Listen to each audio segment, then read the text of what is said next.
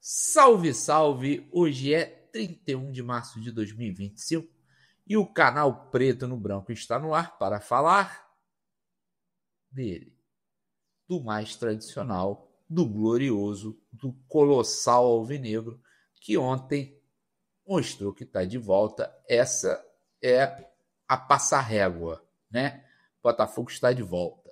Uma atuação muito boa, não ganhou o jogo por circunstâncias, né? É um time que ainda precisa ser azeitado, é um time que falhou muito no acabamento das jogadas, mas olha, me surpreendeu demais, principalmente pela atuação que a gente teve contra o Novo Horizontino. Por mais que fosse um amistoso, a gente conseguiu ver ainda muitas coisas que precisavam ser feitas. Eu até comentei aqui, eu falei, cara, o time tá muito verde, o time tá muito cru. E o que aconteceu no fim das contas foi que o Botafogo ali só jogou 30% do que ele poderia jogar. O Portuga é esperto, bem mais esperto do que eu pensava, porque a sacada dele dos 3 volantes foi o que realmente mudou ali completamente o nosso nível de defesa, o nosso nível de saída de bola. Saída de bola nem tanto, mas de trabalho de meio de campo, de transição rápida. Foi a sacada. Acredito que ele tenha feito isso já pensando no Wendel, tá? Não foi à toa, não foi uma circunstância do momento. Ah, a gente vai jogar com o Palmeiras no Allianz, então deixa eu colocar mais um volante aqui para segurar. Não acho. Acho que ele já está vislumbrando o time com o Wendel. E aí, o que acontece? Tirar Marlon Freitas ou tirar Gregory, muito complicado. Praticamente impossível. E você também não pode trazer um cara da qualidade do Wendel para ele ficar no banco, para ele entrar quando alguém tiver suspenso, quando alguém tiver machucado. Então ele já está arrumando um jeito de trabalhar com os 3 volantes juntos, tá? Cara, essa história de que bota muito atacante, o time fica ofensivo, bota muito volante, o time fica defensivo, isso é coisa de quem não entende de futebol. Com todo respeito, mas tem que falar claramente. Você vê que o Botafogo ontem teve 3 volantes e ele foi muito melhor ofensivamente do que o Palmeiras. Enquanto que quando você olhava a escalação do Palmeiras, até acho que o Caio Ribeiro falou isso na transmissão da Globo, que o Palmeiras vinha com uma formação ofensiva, que ele só tinha um meio-campo, um volante com características mais defensivas, e o resto todo mundo era jogador que vai para frente, que ataca, era Rafael Veiga, era Richard Rios, era o Estevão por um lado, era o menino na esquerda do outro que eu esqueci o nome, Vitor Roque na frente. Então, na teoria, a escalação do Palmeiras era uma escalação extremamente ofensiva. Qual foi o volume de ataque que o Palmeiras teve? Muito menor que o do Botafogo. Claro que qualquer um vai pegar os melhores momentos e falar assim, mas e o Flaco Lopes, que saiu de cara com o John? Claro, é óbvio que foi uma chance claríssima de gol, o jogo poderia ter sido definido ali. Poderia. Como o jogo também poderia ter sido definido no primeiro tempo, com os 3 contra-ataques do Botafogo, em que o Savarino, um ele erra o passe, um ele quer chutar, o outro, e não estou fazendo crítica nenhuma ao Savarino, mas nitidamente ele está fora de ritmo de jogo. O Savarino, bem, ele matava aquelas jogadas. Então a gente também poderia ter terminado o primeiro tempo com 2-0. Então eu não vou ficar falando que o Palmeiras tinha que ter vencido o jogo por causa da chance do Flávio Lopes, se no primeiro tempo a gente também teve chances claras de gol. Tá? Isso não é clubismo, isso é a análise da realidade. Então o Botafogo entra em campo com 3 volantes e tem muito mais volume de jogo no ataque do que o Palmeiras. Parem com essa história de pensar que tem que encher o time de atacante. Não tem. É mais importante você ter um meio-campo povoado do que você ter um monte de gente enfiada lá no ataque. Claro que circunstâncias são circunstâncias. Ah, eu tô perdendo o jogo, 40 minutos do segundo tempo. Eu vou encher de atacante, porque o time adversário vai ficar todo na defesa e eu vou ficar jogando bola na área. E aí eu quero ter 5, 6 jogadores dentro da área, jogadores bons no jogo aéreo.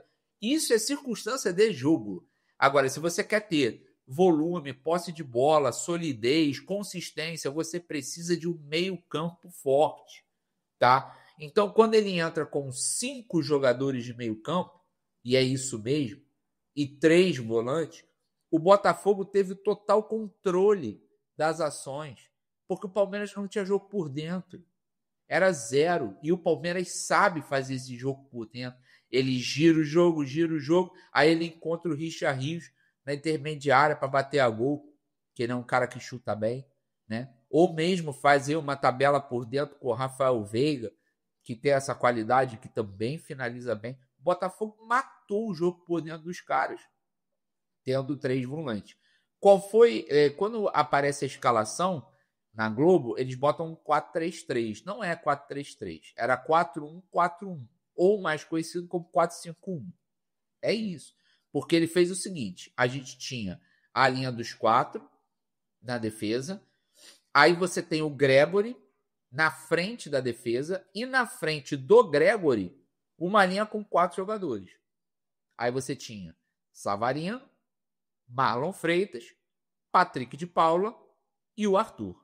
Era uma linha com 4 jogadores.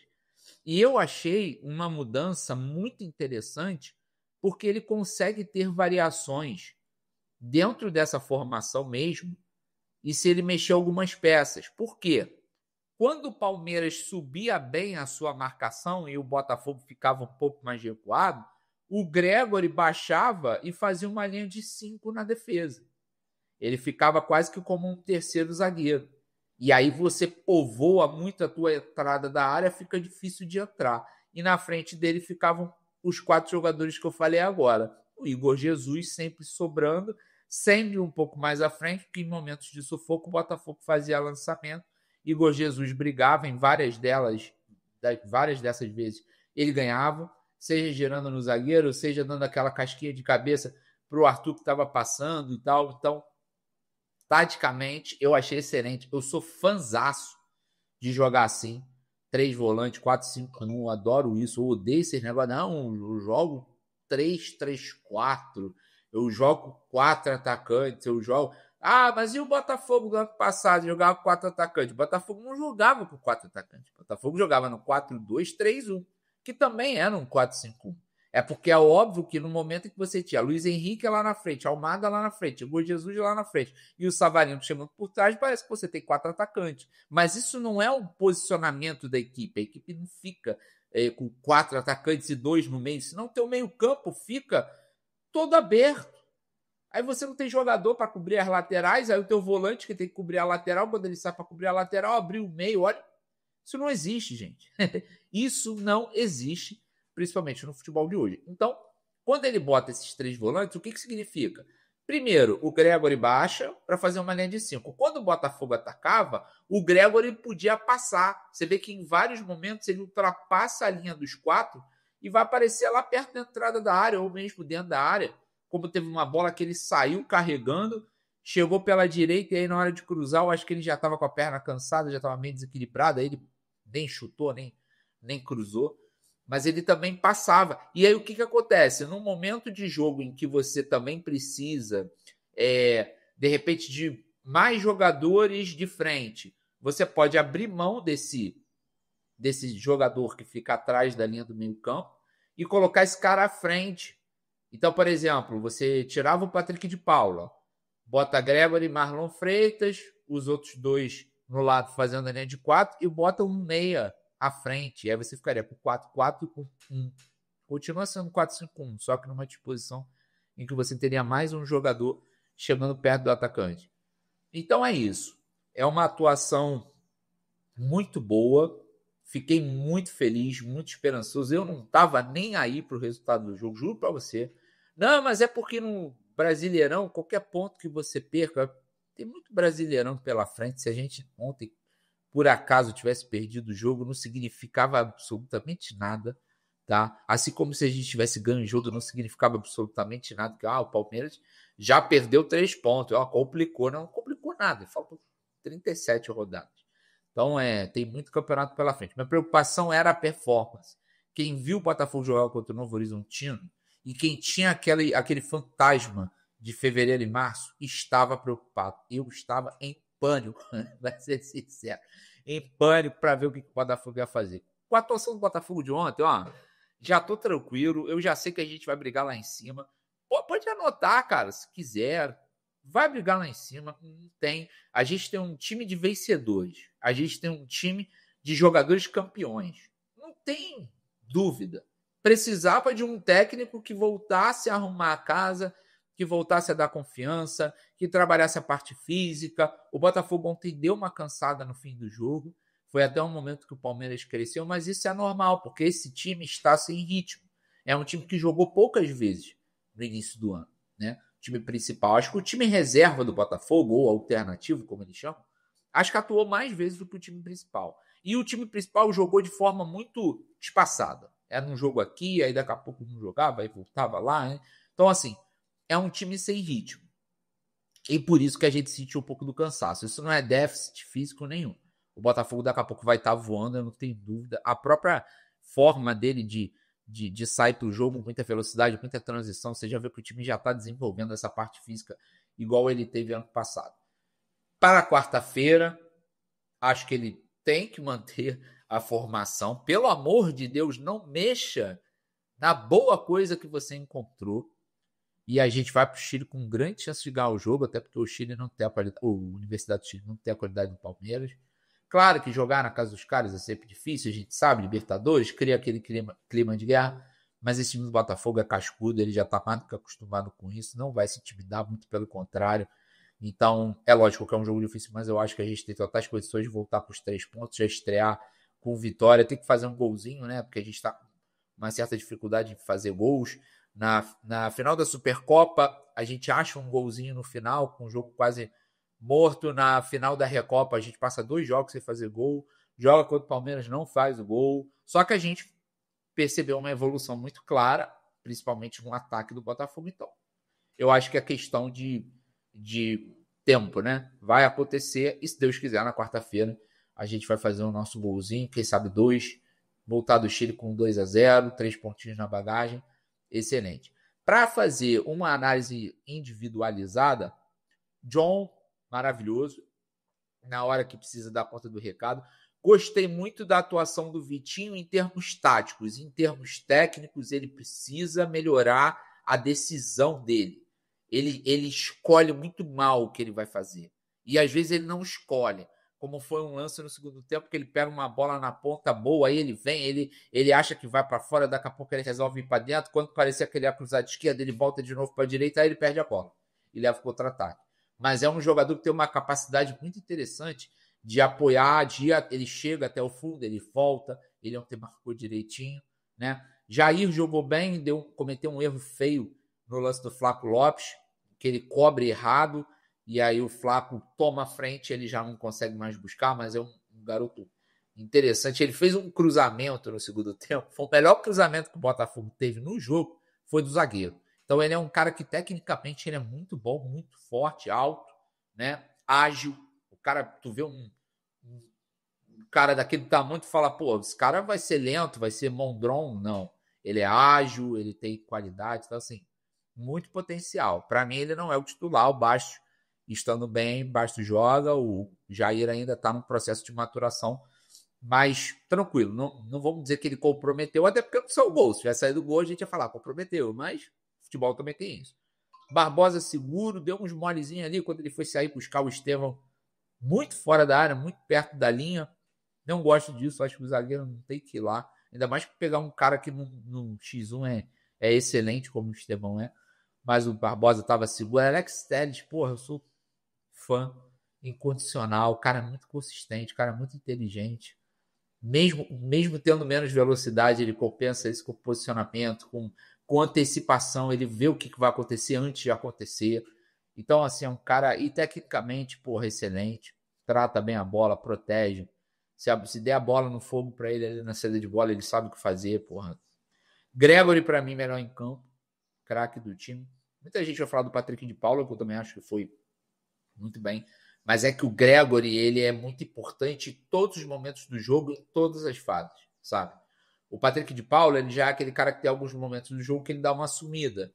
O Gregory não. O Gregory é o tempo inteiro, ditou o ritmo, pô, excelente na marcação, roubou várias bolas em que o juiz marcou falta que não era falta, mas não vou ficar falando de arbitragem. Gregory, para mim, craque do jogo.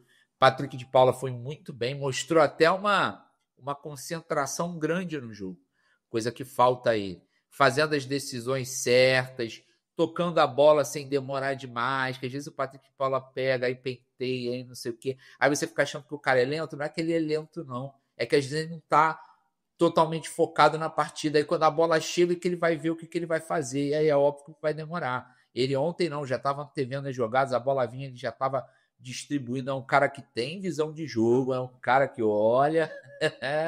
Torcida gosta de falar mal dele, eu sei que ele foi muito mal até agora, mas ele tem muita qualidade. Se esse cara pegar no tranco, olha, ele é um jogador diferenciado. Marlon Freitas discreto, porém tranquilo, né? Tô sentindo falta daqueles lançamentos dele, aquelas inversões de jogo, bola na diagonal.